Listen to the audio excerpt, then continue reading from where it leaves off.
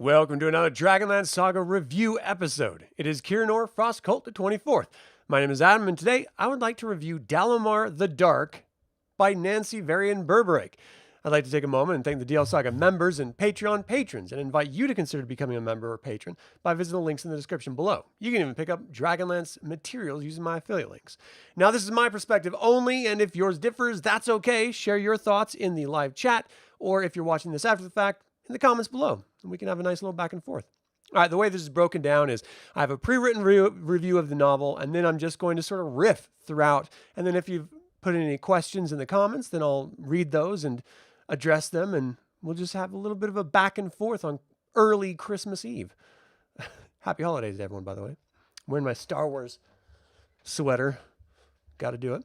All right, what a wonderful novel thus far. I wasn't sure how much of the world would be involved in Dalamar's tale, but it is thus far inextricably linked to the fall of Silvanesti. We start with Dalamar as the servant, as is normal in Silvanesti culture, to another servant, though he claims to be Lord Eflid. He's upset with Dalamar as Dalamar refuses to degrade himself to those whom he knows are not his betters, and Eflid is nothing close to equal. Finally, having had enough, Eflid tells his Lord Ralan that he no longer wishes to maintain the young elf in his employ. Coincidentally enough, a cleric of Ellie named Lord Tellin has arrived to speak with Lord Ralan. He is in love with Lady Lynntha, but he cannot propose as his house is lower than Lord Ralan's, and the Woodshapers never marry out of their class. Lord Tellin gives a scroll of a song that Lady Lynntha enjoys singing to Lord Ralan to pass along, and he asks a favor of Tellin in return, to take on Dalamar as a servant. This strikes Tellin as off, but he agrees. He immediately sends Dalamar to learn more magic and wants him to be as useful as possible. Silvanesti can only learn the white magic of Solinary, red, and black are considered blasphemous. Even though Dalamar secretly has volumes of black magic tomes secreted away that he studies as much as possible. Dalamar approaches Lord Tellin about the state of the war in Silvanesti, suggesting he has a plan that may be more effective than what Lord Garin of House Protector is employing.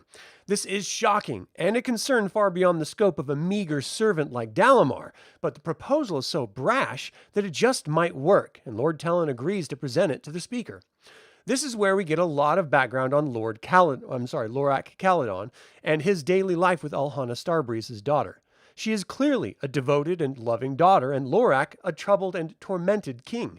He wakes from a nightmare about the dragon orb and tells Alhana how he rescued it from Istar when he took his test of high sorcery.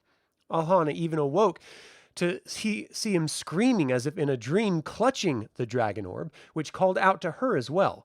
She ignored it and made sure her father was put to bed and resting. Lord Tellin and Dalamar arrived and are greeted by the Speaker of the Stars, Lorak, Lady Yil of House Mystic, and Lord Garin of House Protector.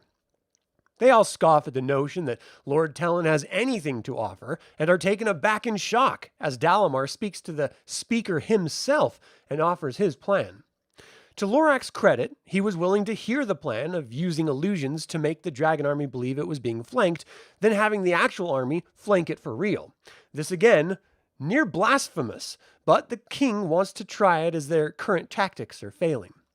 We get to know a lot about the Red Dragon Army, led by Dragon High Lord Fair Krynn at this time. She's a devoted High Lord to Takesis, hates elves for having had poor experiences with them as a whore in her youth. She's loved and respected by her troops as much as they fear her. She reminds me of Kitiara a great deal. She's supported by a mysterious mage, Trammed o' the Dark, who uses the dead to project himself into battle, not allowing anyone to see his true form. He discovers Dalamar's spellbooks that he was hiding. The battle goes off as expected, but the dragon army soon discovers it's all an illusion, and the armies are killing each other. They locate the wizards protecting the spells and take them out. Dalamar is among them, but he's also among the survivors. Tellin is healing as he can, but fears the battle has turned and they must retreat. He continued attempting to bring Lynntha with him, but that proved to be useless. The dragon army routed the forces of Silvanesti, and Tellin fell back as far as the mage's area, nearly the only one alive. He saw Dalamar face off against a dragon and its rider. Dalamar cast light, temporarily blinding the beast and rider and himself. As the rider grabbed Dalamar, Tellin intercepted and killed him, while being killed in the process. Pardon me. Wild runners found Dalamar and brought him back to Silvanesti. Lorak demanded to know if they could stand against these forces, and his commander could not convince him that they could. He sent them off to southern Ergoth with all the refugees and stayed there alone to deal with the threat using the Dragon Orb. Alhana left the migration seeking assistance from port cities, and the elves remained in Silvamori in southern Ergoth for the duration of the war. It was there that Dalamar heard about his homeland being a nightmare, and also freed by a human mage named Raistlin Magir. This stuck in Dalamar's mind as he continued to study magic, wondering if he would ever get to take the test. They eventually returned with Porthios to Silvanesti, and it was truly a wreck as rumored. Dalamar went to see if his books were safe and everything was gone or rotting. He declared himself the student of Nuatari, and the Wild Runners captured him after overhearing it. They brought him to the capital, where he was forced to take the Ceremony of Darkness. This would declare him a dark elf and dead to all Silvanesti. He saw his future in short-clipped visions out of context. It was interesting to read, but wholly inconsistent with the River of Time, as it can change as it flows. As he was cast out, he wandered the land learning what he could, searching for magic and ending in Tarsus. He continued to study in the library there, then went looking for the Forest of Wayreth. It eventually found him through a mage named Regine of Shalsea, who brought him into the tower and had him wait patiently for someone to notice him. He was delivered to his test, which focused on his devotion to magic over his homeland or power. He was transported to Istar, to the Tower of High Sorcery, and allowed Lorak Caledon to take the Dragon Orb from it before Istar's destruction. When he completed his test, he was approached by Ladonna and given the second half of his test to seek out and destroy Tramd o' the Dark. He was now assisting Kidiara Uthmatar, the Blue Dragon High Lord, as she built up her armies. Her victory would end the balance that the Orders of High Sorcery need, and thus Dalamar must side with the balance and destroy him. He left Wayreth to Tarsus and was followed by Regine. She made a case for her joining him, and he accepted. They ended up having sex and enjoyed their time together. They traveled to the Dark Citadel, where Tramd dwelt, and faced off against Blade, a blue dragon. It wounded Regine, but they defeated it, going further into the Citadel until trapped by Tramd. Regine was behind a magical barrier as Tramd gave Dalamar an offer. Join them and be a Dragon High Lord over any nation he chose. Dalamar refused, and Tramd sent a beast after Regine, who narrowly defeated it. Dalamar faced off against Tramd's avatar and narrowly defeated it, then met the true Tramd in his chambers. He beheaded the mage and carried Regine back to the Tower of High Sorcery. When they picked up where the prelude left off in the epilogue, Dalamar enters the Tower of High Sorcery in Palanthas as the apprentice to Raistlin Magir, a young man feared by all in the Orders of High Sorcery. You truly feel the weight of Raistlin through the other characters' eyes, and it's great. He is as badass as you would ever want him to be in this time, and it is so great seeing him through Dalamar's eyes. The fear, the respect, the desire to learn, even as he is betraying him for the balance of magic and the Orders of High Sorcery. This is a fantastic novel that you have to read if you're a DragonLance fan. You learn so much about this fantastic mage and the nation of Silvanesti and even the Orders of High Sorcery. It is well worth your time, and the author continues to be a shining example of quality in the DragonLance Saga. Hey, Chris, thanks for tuning in, man. All right, kind of an up-and-down novel read for you. Enjoyed the Lorak sections, but wanted more Dalamar. Yeah, I was struck a little bit initially by the fact that we spent so much time with Lorak, and I had no idea that this novel was going to be focusing on this period of time. I always assumed Dalamar left Silvanesti before the War of the Lance. I don't know why I did. I just did. And so it was very interesting, jarring at first, but then interesting seeing how Dalamar's entire being, his entire character, is defined by his experience in Silvanesti, watching Silvanesti fall after having fought for it, and then his devotion to the balance of magic, not just Nuatari, even though Nuatari is his patron god. I just found the entire way of framing Dalamar's character truly interesting. You said it recently before, but your original viewpoint as a teen of Lorak as an ignorant narcissist was wrong. He was a true hero for what he tried to do to save his people. I totally agree with you. Lorak is, I mean, I would say any king in this time, any major leader of a nation or an order of this time, we really have to give context to their decision making, because the elves, Lorak specifically, he was tipped off by the dragon orb that Istar would fall. Istar cut ties with Silvanesti, completely throwing them out of his personal entourage, spurning them. And then, of course, the cataclysm. And so it's very clear from the Silvanesti elves' perspective that the humans are responsible for the cataclysm. The elves weren't even in the damn place.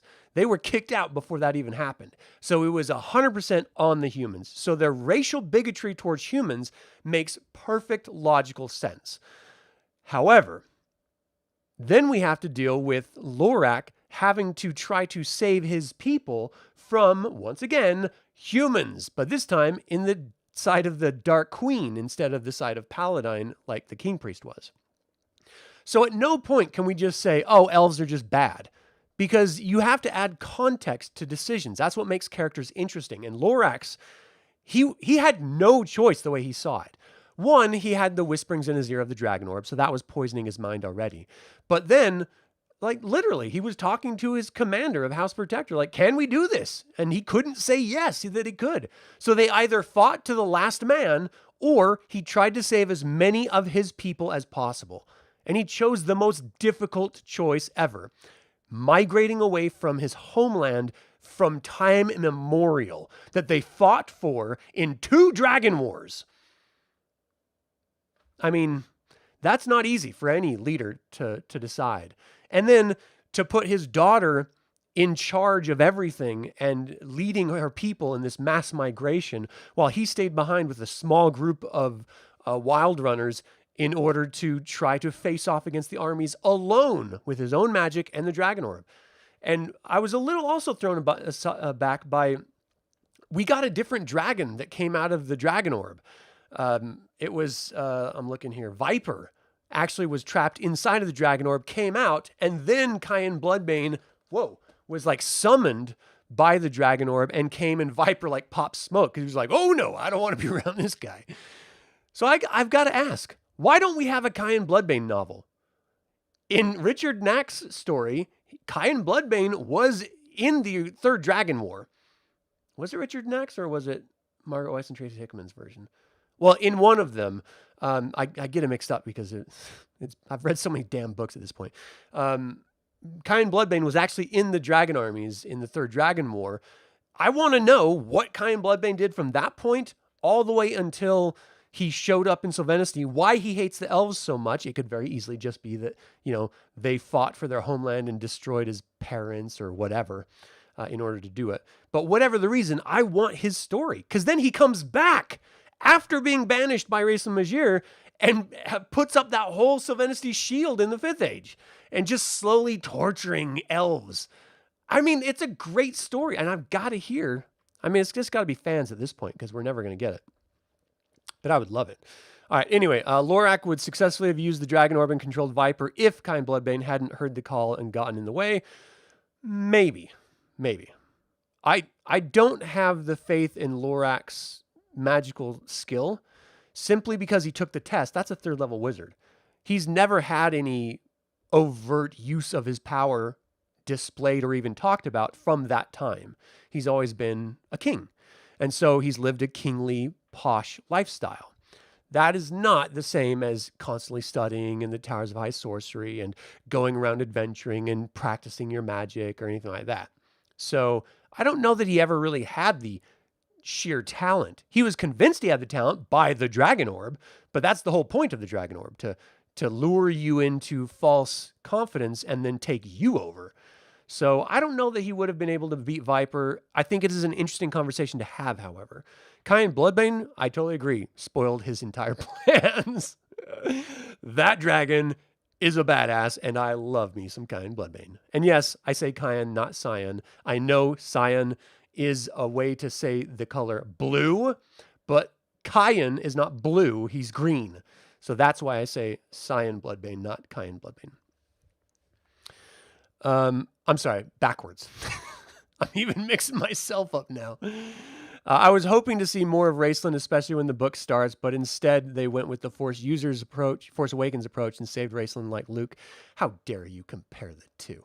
How dare you? Raceland in this is so much better than Luke in the Force Awakens. So much better. The sheer Raceland's in the book from the very beginning of the book, in the middle of the book, and at the end of the book. But he's only physically in the book at the end. And I would say that's even more powerful because we get to hear LaDonna, Parsalian, and Justarius just fearing this young 18-year-old mage who just changed his robes from red to black and has taken over the Tower of High Sorcery and Palanthas, which has remained completely cursed and uninhabited for 352 years or something like that. I mean, of all the great, inferences of a character's power, and then just the rumors that would swell going from port town to port town and ship to ship about this mage who single-handedly took over and cleansed out Silvanesti from the nightmare. Even though that's not exactly what happened, that's the rumors. And so his reputation at this point is just been blown up to a level that he earns by the time Legends kicks in, but until that point is a little bit overstated. And then, let's be honest.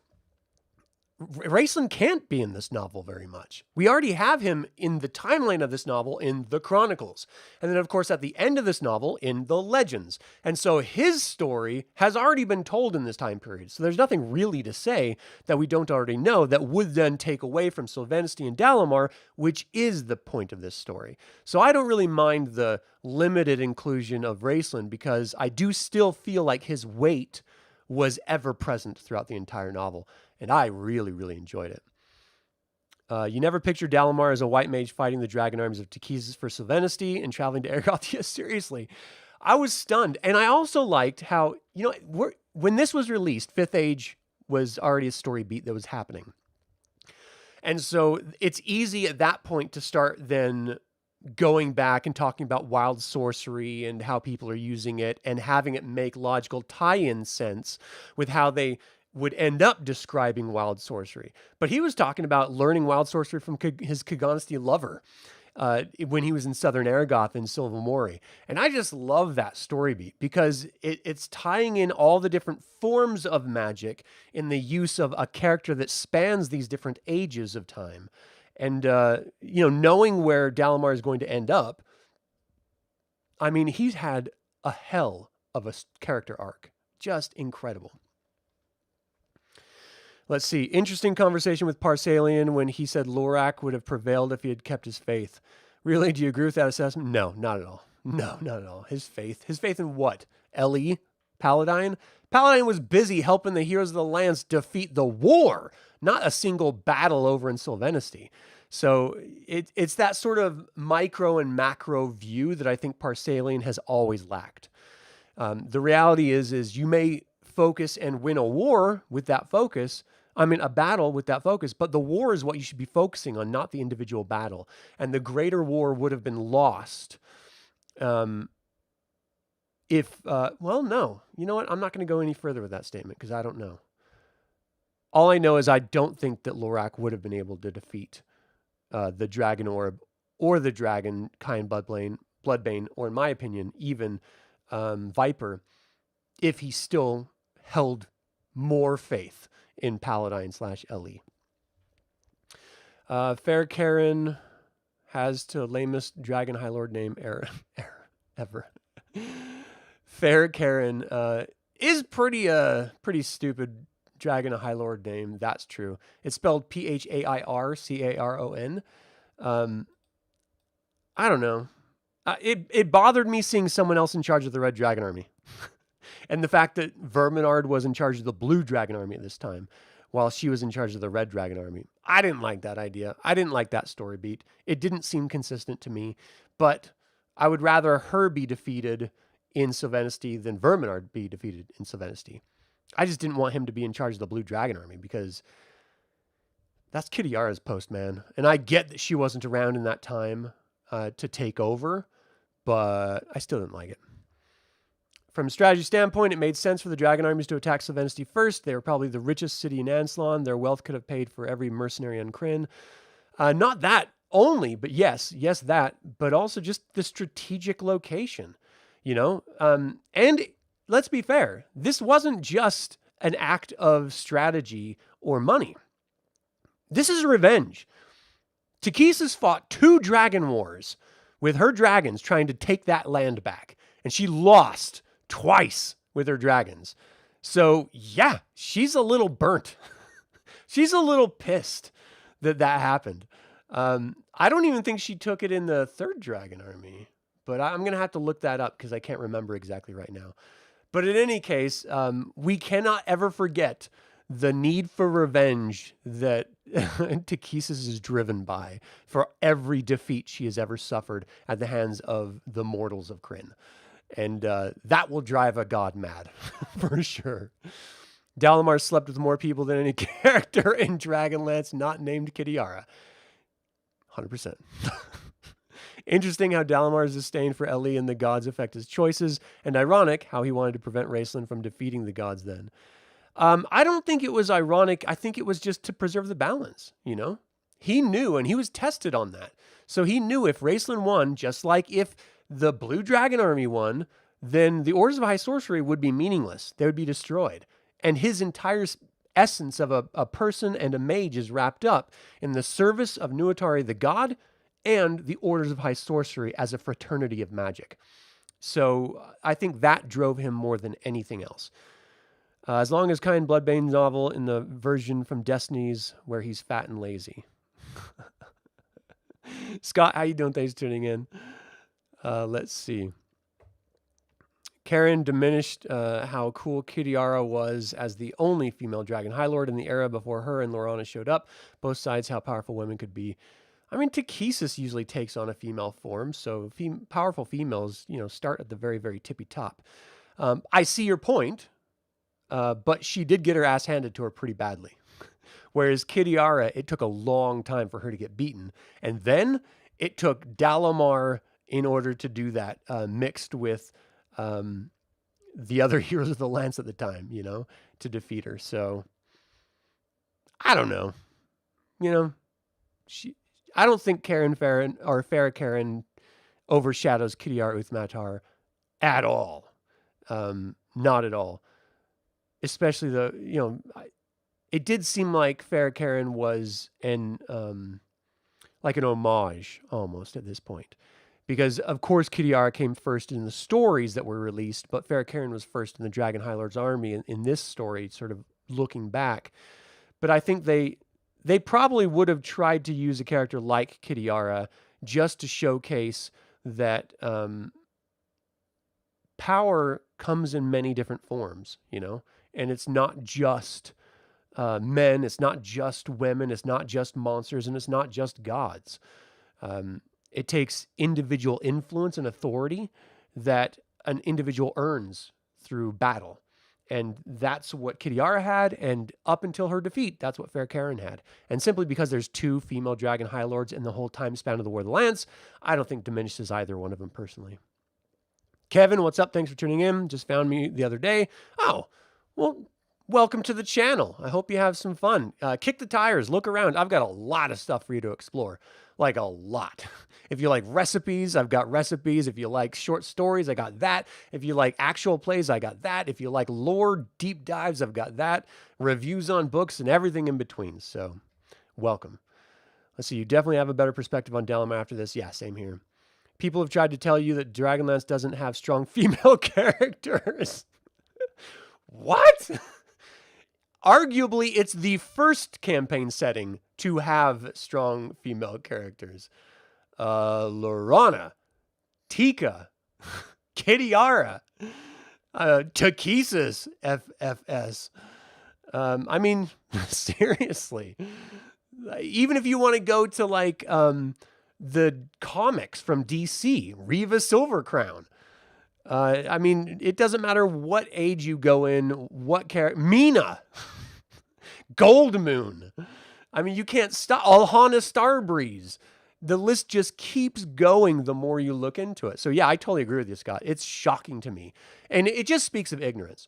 And ignorance doesn't mean you're stupid, it means you're uninformed. And so I think a lot of people are ignorant to the realities of Dragonlance. They just understand what they've thought it was or someone told them it was rather than actually investigating it and looking for themselves. LaDonna is another incredibly powerful female character. Linsha Majir. I could literally go on forever as they just pop in my mind. So yeah, we need to be honest about the realities of Dragonlance. It has some pretty brutal tropes running throughout, but I happen to appreciate those. It has some gritty realism, but I happen to appreciate that. It's got men that are vicious and powerful. I happen to appreciate that. And it's got women who are seductive and luring and conniving and pure and righteous. I mean, it's got a little bit of everything. So I would encourage everyone that's a little unfamiliar with Dragonlance. If you don't search my channel, search Wikipedia's, check out DL Nexus, look into Dragonlance yourself because it is so much better than even I'm making it out to be and what the vast majority of people believe it to be. All right. I think that's a really good idea, Chris. I might have to do that next week. Harley Quinn, nice phrasing. Thanks for tuning in. Let's see. Like all of them? Exactly. All right. Well, thank you guys so much for tuning in to this review of Dalamar the Dark by Nancy Varian Berberick. What did you think of Dalamar's journey? Do you think he earned the trust of the Orders of High Sorcery? And finally, do you enjoy how authors depict magic differently from the game Dungeons & Dragons? Feel free to email me at info@dealsaga.com or leave a comment below. I would like to thank creator patron Aaron Hardy, producer patron Azrael, and developer patron Chris Androu. I would also like to take a moment and remind you to subscribe to this YouTube channel, ring the bell to get notified about upcoming videos, and click the like button. This all goes to help other Dragonlance fans learn about this channel and its content. And this channel is all about celebrating the wonderful world of the DragonLance Saga. I hope you'll join in that celebration. So, until next time, my name is Adam with DragonLance Saga. Happy holidays. Slanjavar.